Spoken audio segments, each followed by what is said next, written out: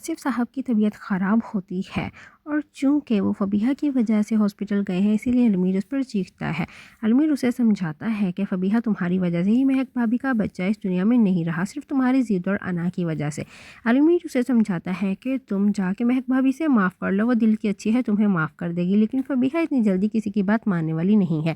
ایمان آصف صاحب سے کہتی ہے کہ ابو شکر ہے اللہ کا آپ خیر خیریت سے گھر واپس آ گئے ہیں، آپ کو کچھ نہیں ہوا۔ تو اس پر آصف کہتا ہے کہ تمہاری دعاؤں نے مجھے بچا لیا ہے، خدا کسی بھی اپنے کو کسی اپنے سے دور نہ کرے۔ آصف صاحب چاہتے ہیں کہ اس کے تینوں بچے خوش ہوں اور اکٹھے رہیں۔ شاہویر بھی یہ چاہتا ہے کہ وہ ابو کی دکان واپس لائیں اور ہم تینوں بھائی اکٹھے اور مل جل کر رہیں۔ اسی لیے شاہویر اب کوشش کر رہا ہے کہ ابو کی دکان واپس آ جائے اور وہ ایمان سے کہتا ہے کہ ابو دونوں بھائیوں کو معاف کر دے اور ہم سب کے ساتھ ہنسی خوشی رہیں۔ علمیر جب بار بار سمجھاتا ہے فبیہہ کو کہ تم مہک بھابھی سے معافی مانگو، فبیہہ آگے سے چیختی چلاتی ہے۔